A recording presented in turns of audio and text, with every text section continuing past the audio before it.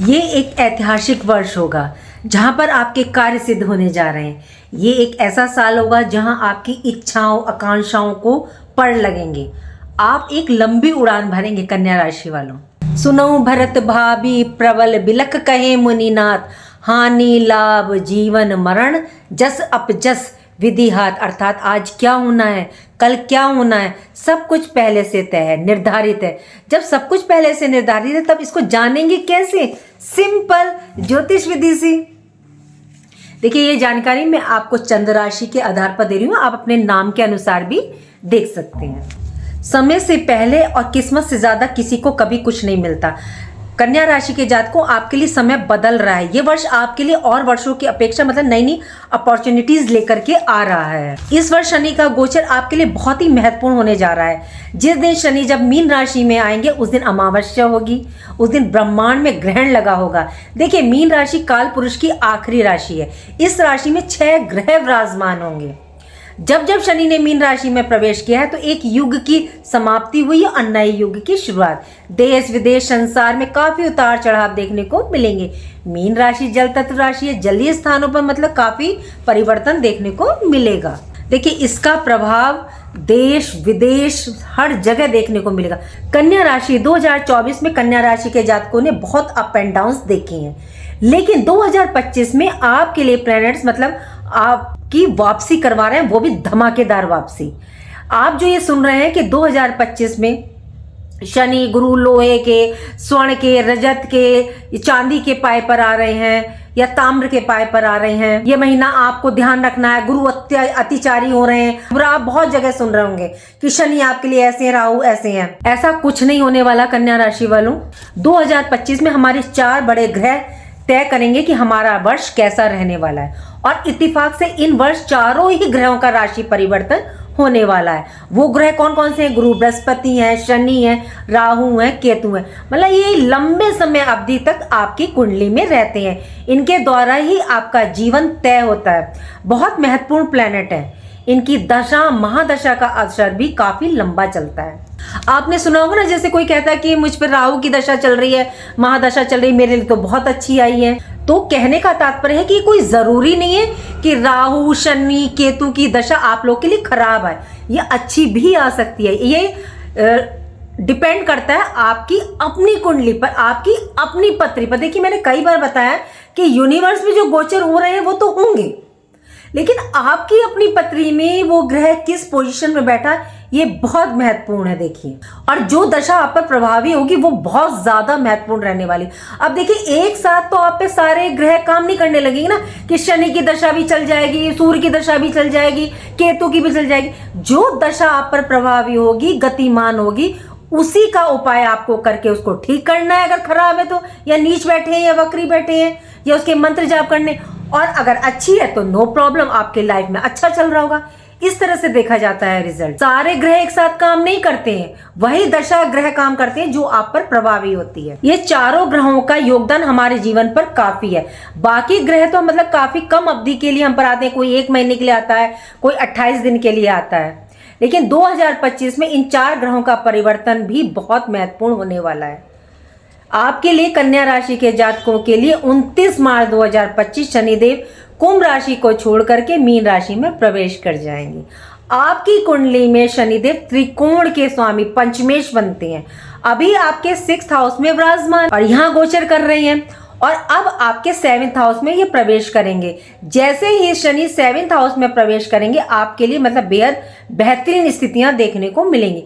क्या क्या महत्वपूर्ण परिवर्तन 2025 में आपको देखने को मिलेंगे? एक तो आपको आकस्मिक धन लाभ प्राप्त होगा। जो कार्य क्षेत्र जॉब में कोई परेशानी टेंशन चल रही थी या स्वास्थ्य संबंधी परेशानियां चल रही थी, और ये परेशानियां आपको डेफिनेटली कन्या राशि वालों चल रही होंगी। कभी कुछ प्रॉब्लम, कभी कुछ प्रॉब्लम्स 100% चल रही होगी।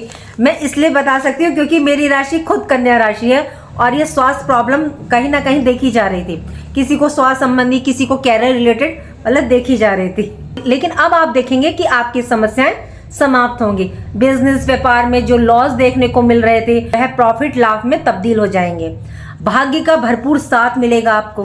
जब प्लेनेट आपके पक्ष में होते हैं ना, तो सब काम मतलब आपके अच्छे होने लगते हैं, सब काम बनने लगते हैं। आपकी लगन में केतु विराजमान होने से आपके व्यक्तित्व स्वभाव में मतलब थोड़ी संशय की स्थिति बनी हुई थी, मतलब द्वि स्वभाव बना हुआ था, जैसे कि हाँ या ना, करूं ना करूं, करूंगा तो कहीं ये काम खराब तो नहीं हो जाएगा, कहीं गड़बड़ तो नहीं हो जाएगा, कहीं पैसे बर्बाद तो नहीं हो जाएगा, मतलब द्वि स्वभाव सा बना हुआ था। मतलब आपका कॉन्फिडेंस लेवल भी इस दौरान थोड़ा सा डाउन रहा।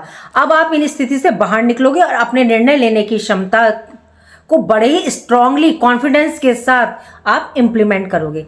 ये सब होगा कब? जब शनिदेव आपके 7th हाउस में गोचर करेंगे। 2025 में आप अपने दम पर भौतिक सुखों को प्राप्त करेंगे।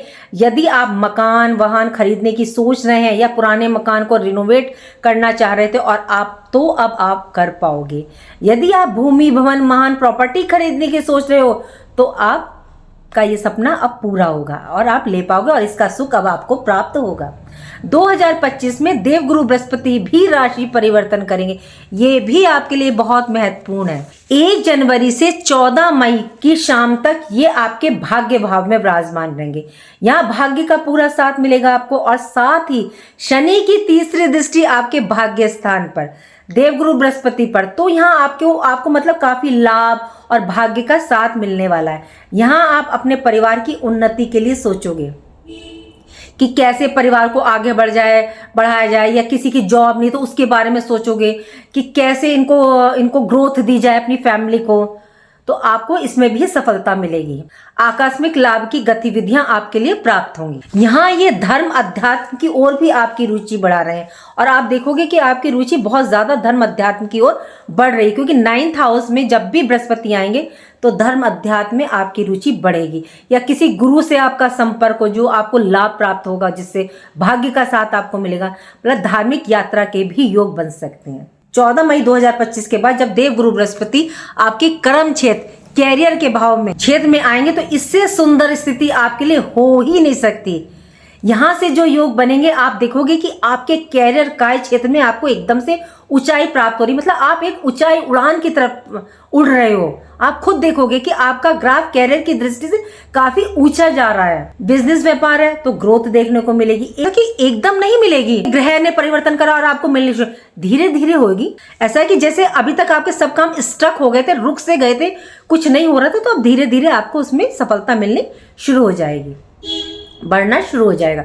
जॉब में प्रमोशन की स्थिति का योग बनेगा, इंक्रीमेंट का योग बनेगा। अगर आप जॉब स्विच करने की सोच रहे हैं उसमें भी बेहतरीन बहुत ही उत्तम योग बन रहा है। भौतिक सुखों में वृद्धि करेंगे। यहाँ से इनकी दृष्टि 4th हाउस पर पड़ रही है। गुरु बृहस्पति 2025 में आपके लिए धन की वृद्धि के रास्ते प्रशस्त कर रहे हैं, मतलब निर्मित कर रहे हैं। शनि भी आपके लिए उत्तम स्थिति प्रदान कर रहे हैं और शनि जो है कन्या राशि के लिए कारक ग्रह है, मतलब इनके शत्रु नहीं है, मित्र। बृहस्पति की स्थिति भी उत्तम बनी हुई है। अब बात करते हैं राहु और केतु की। आपके 2 मेन प्लेनेट राहु और केतु तो आपके 1st हाउस में है और 7th हाउस में राहु है। जब से ये 1st हाउस में केतु और 7th हाउस में राहु आए, आपके सारे काम जैसे बंद से गए हैं, जकड़न सी हो गई है, जैसे जकड़ गए हो, आगे बढ़ ही नहीं रहे। तो कहते हैं ना, थम सा गया, समय रुक सा गया। आपके साथ ऐसा हो रहा होगा, कोई काम बन ही नहीं रहा होगा। आपके व्यक्तित्व पर्सनैलिटी की स्थितियां बिल्कुल विपरीत हो रही हैं। आप करना कुछ चाह रहे हैं और हो कुछ और रहा होगा। आपके मतलब जो इस टाइम आप निर्णय ले रहे होंगे, डिसीजन ले रहे होंगे, वो भी गलत बैठ रहे होंगे। यदि आपके किसी कार्य को करने के लिए शॉर्टकट रास्ता अपनाया होगा तो काफ़ी नुकसान आपको देखने को मिला होगा। क्यों?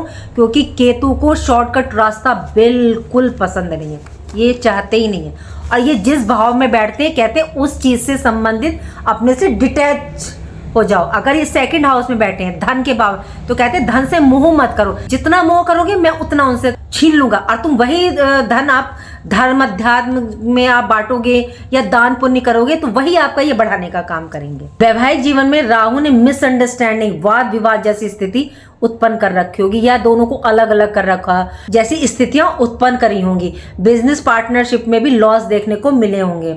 लेकिन 18 मई 2025 से आपके जीवन में लगे ताले जैसे खुल जाएंगे और केतु आपके 12th हाउस 12वें भाव में चले जाएंगे और राहु आपके 6th हाउस में, क्योंकि ये वक्र चलते हैं तो उल्टा आएंगे। 6th हाउस में राहु विराजमान हो जाएंगे। फिजूल के खर्चे हो सकते हैं, स्वास्थ्य में थोड़ा सा उतार चढ़ाव देखने को मिलेगा। क्यों? क्योंकि 6th हाउस आ जाएंगे और 6th हाउस रोग ऋण शत्रु का होता है, तो थोड़ा सा ध्यान रखिएगा स्वास्थ्य का।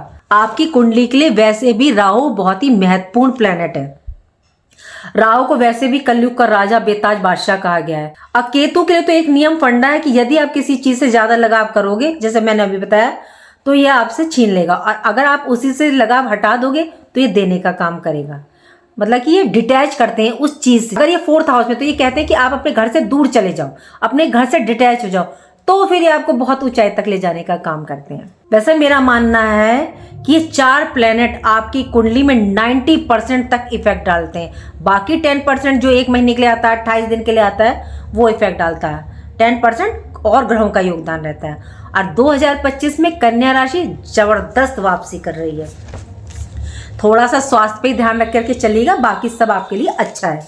देखिए, उपाय आपको करना पड़ेगा। एक तो राहु का, एक तो इनके मंत्रों का जाप जरूर कीजिएगा, ओम रांग राहवे नमः, क्योंकि ये स्वास्थ्य पर थोड़ा सा असर डाल रहे हैं।